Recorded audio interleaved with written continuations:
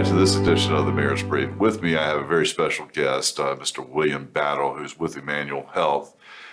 William, thank you so much for showing up today, and it's a pleasure to have you. Thank you for having me, Sandy. I really appreciate that. I really appreciate being here. I really appreciate that, man. I'm with Emmanual Health Education Incorporated. We are a 501c3. And we designed a lot of preventive health messages, men's health, specifically about prostate cancer, in terms of advocating, educating awareness, and providing screening. And our energy, we're like that grassroots kind of organization that out there, and we really push the message of education in terms of men getting screened for prostate My cancer. dad's story. You know? I mean, it elevated PSA. I'm not even sure I was communicated to him. Maybe it was, probably was.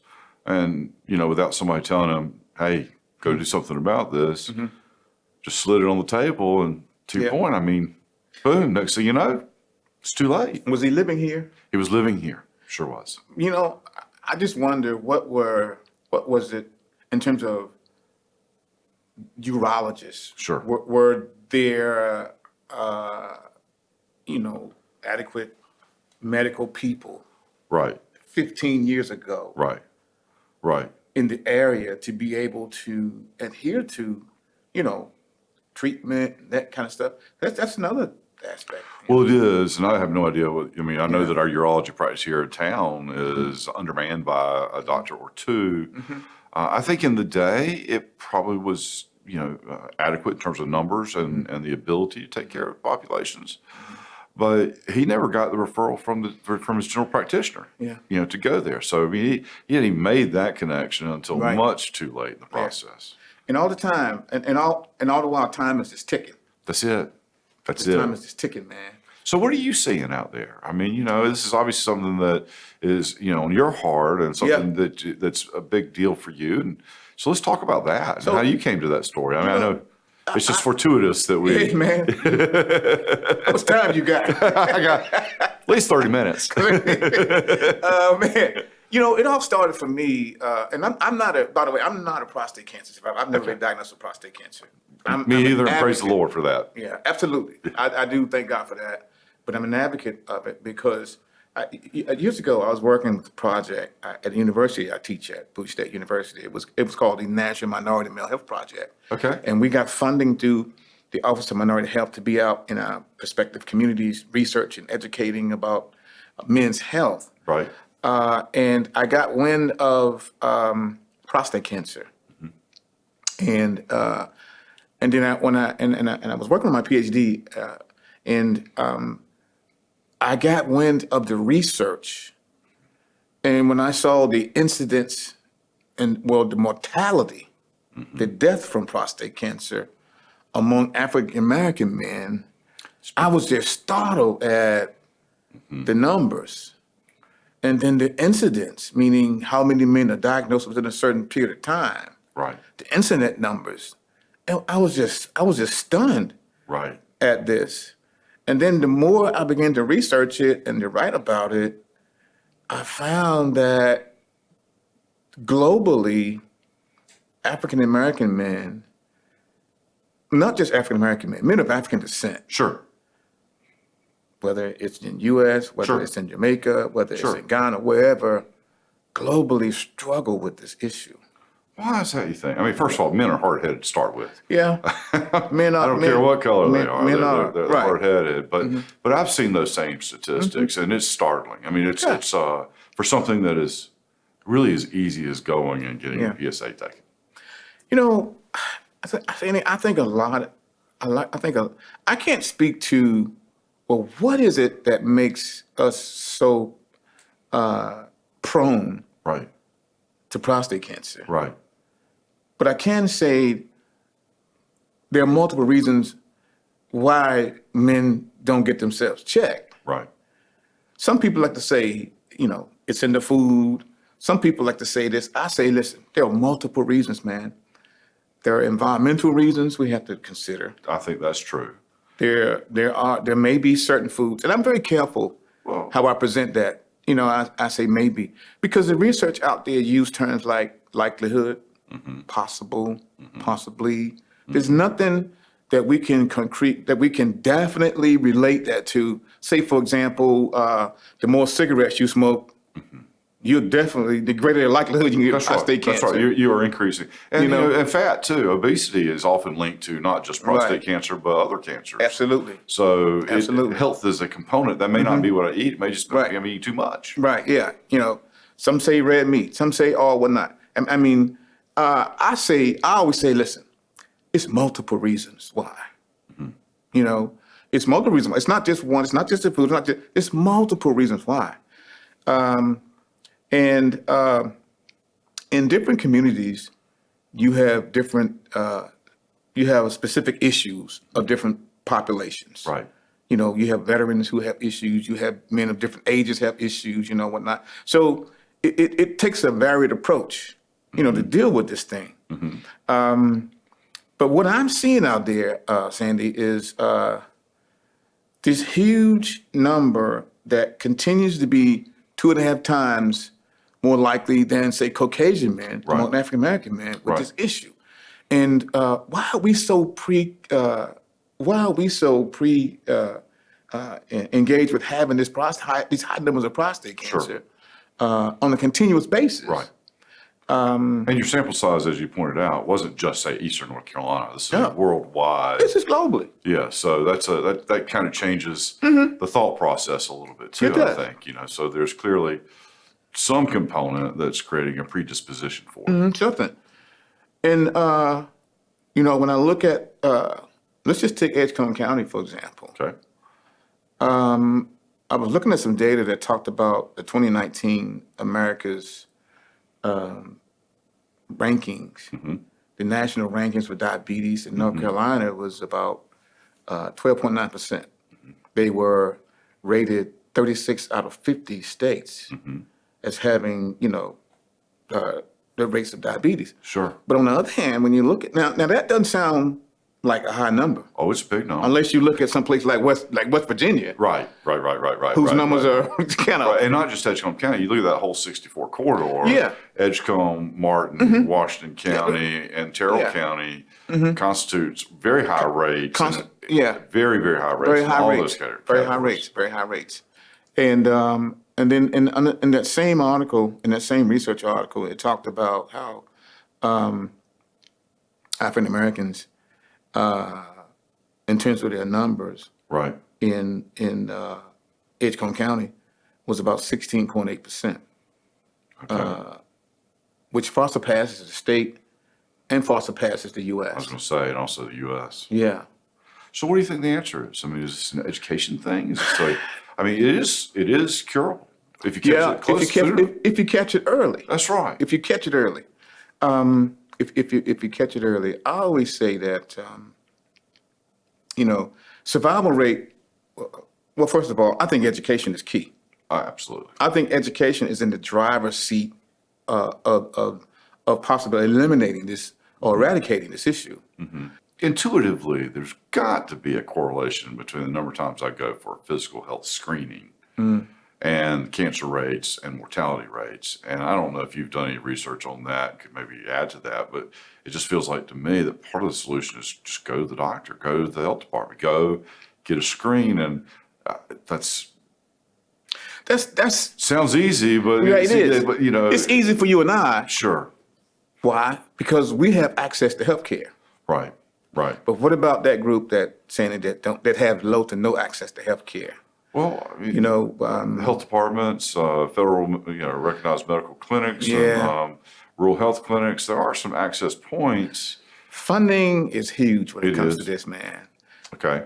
The project that I was sharing with you earlier, we had that, surprisingly, we had that project from 2005 to about 2013. We were able to get out and do a lot of screenings for free. Sure. But when the funding ended and there was nothing in place to sustain, then that ability to get out into the community, that ability to give the free piece, it kind of ended. Well, let's talk about what does it cost to get a screen? I mean, it doesn't feel like it even requires a medical doctor.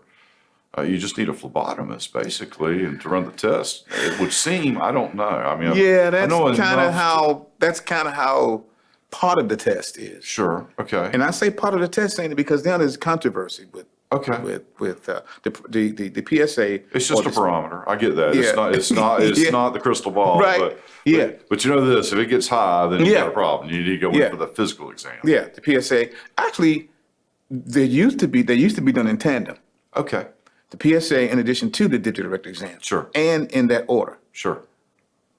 Because if you did it backwards, if you did a digital rectal exam, the prostate is the organ and it gives off a specific antigen in the blood. Right.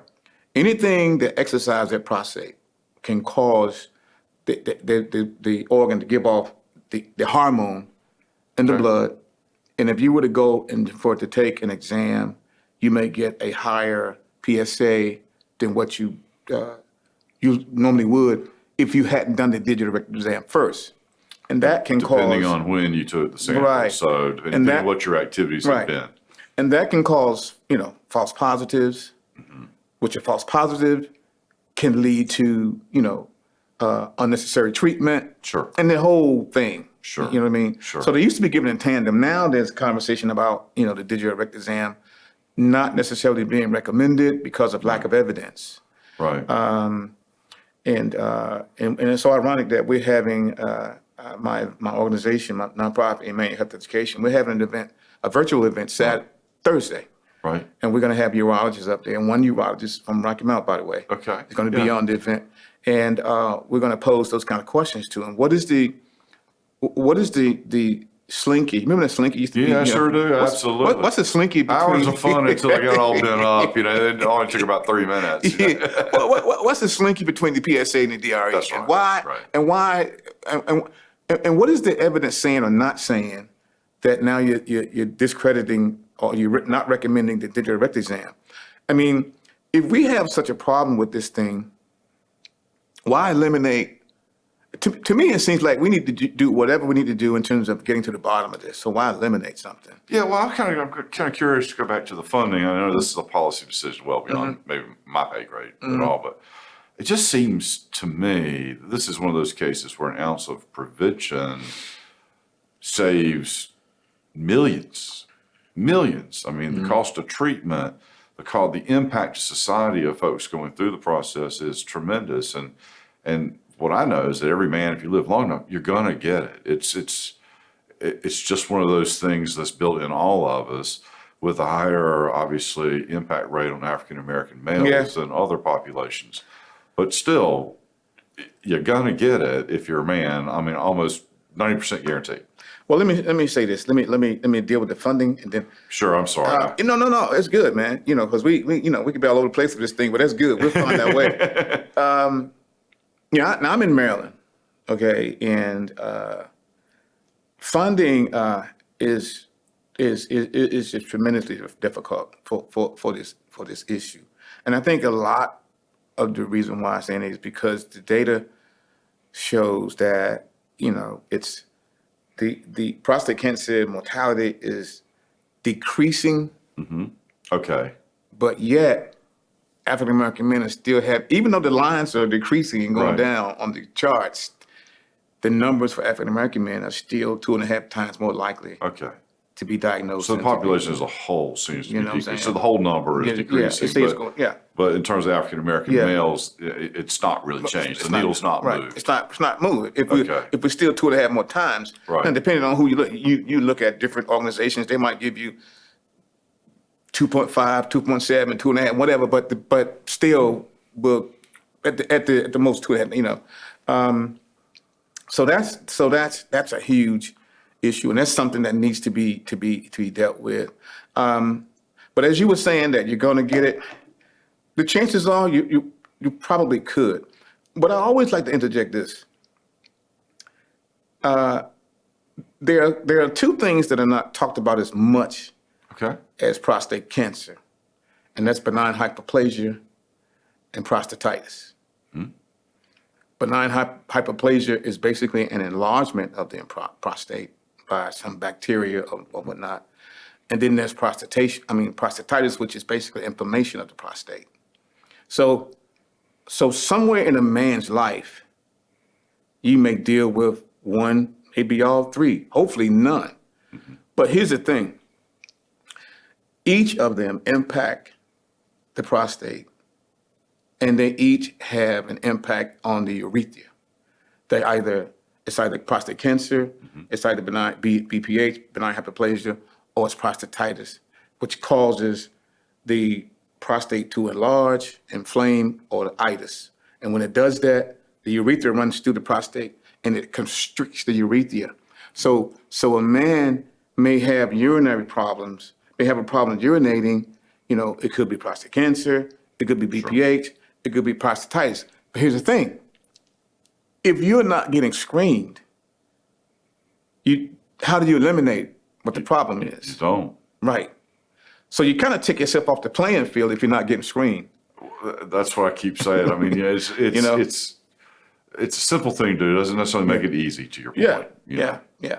And then, so this is a message that we try to get out. Hey, man, listen, it may not be prostate cancer. Right. It could be BPH or it could be prostatitis. But if you don't get screened, you don't really give yourself a chance Right. to kind of eliminate what the issue might be. Now, I do agree with you. As you age, the likelihood is that, you're going to have some kind of issue with the prostate. I've been in situations where, I just tell guys, look, if you're 60 and above, you don't have to tell me because I already know. As my father used to say, your warranty's run out. What I'm saying? You don't have to say a word to me. I already know. I'm with you. You know what I'm saying? So, but here's the thing. If you're not getting screened, you don't eliminate, then you lessen that window. But it becomes not just your problem. It becomes a family problem. It becomes a community problem. And it becomes an economic problem. Because now you're talking about cost. You see? So there's a domino effect of things that happen. And there's a societal cost associated with that too. I mean, on top of the economic impact to the family unit. Absolutely, yeah. And so this is the message that we try to get out there. We try to get beyond more than what, say, the doctors may be able to do. I mean, granted, they only have so much time with you. And I look at, we all have each role to play. The doctors, the community people, the researchers. Everybody has a role. The pharmaceuticals, everybody has a role to play. I'm just here to play my role. Right. But John Belchek says, just do your job. Yeah. Just execute your job. Yeah. So what can I do to help? How can we help? How can folks create the awareness and enhance the efforts that you and your organization are trying to accomplish? Well, right now, and Carrie has just been great, man. Sure, she's been great. I got to give her credit. I got to give her some credit. She's been great. But right now we're doing an event. I'm hosting an event Thursday. Okay. And Carrie has all the information. Awesome. We're doing a virtual event Thursday. It's at 6. Okay. And we're going to have 2 urologists on board. We're going to have a surgical oncologist on board. He's going to be talking about diet and those kind of things. He's vegetarian and he's gone through some things, and so he's going to share about that kind of stuff. We've got a gentleman from Boston Scientific. If you've never heard of Boston Scientific, I have. They're a huge company. Right. Huge company. So they're a company that provide support for men after prostate cancer. Okay. And he's going to be talking about the type of apparatus that they manufacture. I think it's important for us to have that conversation about life after prostate cancer. Right. Because now you get into the physiological and the psychological issues. And that was the burden, that was the hurdle that my dad had a hard time with, right? Once you realize you have prostate cancer, now to have that conversation about post-cancer. Yeah. And, potential impacts of surgery, potential impacts of treatment are not anything that anybody's really want to address. Nope. But it's a real thing. Yeah. And so that's interesting. And one I don't think I would have really consciously thought about, but now that you mentioned it, I'm like, that's spot on. I know that. Yeah, man. We like I said, we're here to do our part, and I believe our part is to bring that piece that you really not getting, may not be getting, and we need to know. And we need to talk about life after prostate. You should hear some of the stories that I hear, man. Right. And guys are really struggling physiologically and psychologically with this life after prostate cancer. And these guys aren't in their 60s, man. No, I understand. These guys are in their 50s,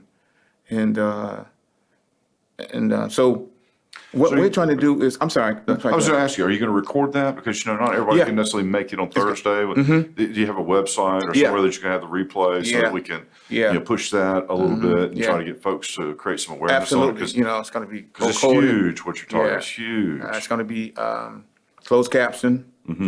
And this is the first of many Right. that we're going to be doing. So it's great that, I have an opportunity to sit down and chat with you. Prayerfully, when at the end of the day, we can establish some type of partnership Right. with you or with the city or whatnot. Even though we are a nonprofit out of Maryland, we are also trying to bring our reach to North Carolina, specifically in this Edgecombe County area. Sure. When I look at the data says, it says 4 words to me, NEED. Need. Right. There's a need. Huge. Not to say that there are things going on here, because I'm sure places like OIC and other places are doing great things. And, Sure. No. It's not a question of our current providers not doing. It's a question of the need is so great that the bandwidth doesn't exist. Right. Yeah. And I think that's really what you're trying to say. Right. And also, how can you partner with organizations that are on the ground? Absolutely. That's a big part of the whole process as well. But it's the cause and the awareness of the issue that really you're trying to reflect. And I'm hearing that loud and Yeah, clear. man. Absolutely. Last year we did, I was doing some research, and I'm a cyclist, by the way. Okay. I've been riding around all this town, man. And I've met, quite a few cyclists in the area. So last year, when I did the research and I saw that African Americans and Hispanics were 2 of the fastest groups into this cycling thing. And it listed the ages, man, mid-50s, 60s, and I was like, wow, man, that's the age group that typically prostate cancer might show its head if it shows that's up. true. So why not? So why not organize something around that? I know these guys are out cycling; they're African Americans. So why not arrange something around that in terms of awareness and advocacy? So we and provide some screenings. So we connected with Quest Diagnostics that provided us with all the equipment and the manpower, which is huge. We partnered with the local health department, provided us a mobile screening unit. We advertised. We advertised the bike ride, one of the local parks. We got about 80, 90 riders on our first ride. Okay. So I'm saying in terms of reaching out and getting the message out, we kind of look at those things where we know people are and what they're doing, and kind of taking it to where they are and what they're doing. And I've been fortunate because I've had a colleague with certain colleagues here since I've been here about maybe trying to duplicate that same thing. So does your next year. organization have information that if somebody's listening or wants to grab it for an event they're having just to help create the awareness? Can they pull it off your website, or is there another organization where this kind of information can be brought to the forefront? Because that's really what you're talking about. Right, is trying to find target groups and activities and promoting the message. People can go to our website. It's Emmanual Health. I think Sandy has this. Okay. Yeah. They can go to our website. They can contact me. They can leave information. They can make donations. Great. They can do, all that kind of thing to support, what we're doing. And again, man, we'd like nothing more than to duplicate something like that, down here. So I'm working with some folks in this area. Sure. That are well abreast of, with the cycling stuff and that sort of thing. And I'm Count me in. It's touched my life in a very dramatic way, Yeah. and I understand everything you're saying, and I would like to help you champion the cause. And so, as they say, the proverbial music's starting to play. Yeah. So, is there a last thought that you feel like you should leave with us that perhaps I didn't ask or didn't have a chance to share? Because I know we've bounced all over. Yeah, the place. man. But it's been fun. Yeah, saying it's just guys got to get screened, man. Guys got to get screened. I can say a lot of things, but if we're not getting trained, we're sort of taking ourselves out of the playing field. And while I'm at that, I've got this information from Biden Health. They're doing a free screening, a free social distancing screening, September the 19th. Okay. At a divided multi-specialty clinic in Tarboro. There's a number here, and I think Sandy has all that We'll flash information. that up on the screen and get that going. Yeah, and I'd love it if Sandy says she's going to put the flyer for our event on the screen. Love to have as many people to sign in with us Thursday to take part in that event. It's going to be an awesome event, but it's just one of many events that we plan on having. And one last thing, as you shared, I believe there should be, prostate cancer is observed September every year. And I was thinking about this morning. There should be something that goes on probably maybe monthly, if not quarterly. Why? Because prostate cancer is not, men are getting diagnosed with this stuff every day. So I think there should be something for men to be able to reach out to, some type of resource in terms of having support. So we need to establish support groups that I believe that are more than maybe once a year, because men are diagnosed with this stuff every day. So there should be something within an arm's reach where you have resources to a support group. It's amazing how supportive that is for a man that has gone through this process, or maybe going through it by himself. And it's amazing how supportive a group could be. Something that's local, something that's vibrant, something that's sustaining, and something that's providing what men need, to in terms of moving beyond this situation. So we'll certainly be talking. Thank you very much. I appreciate your Thank you. time and taking the effort to share with us, because it's a significant issue. Thank you for having me, and I'm so glad that you showed that interest. That means a lot.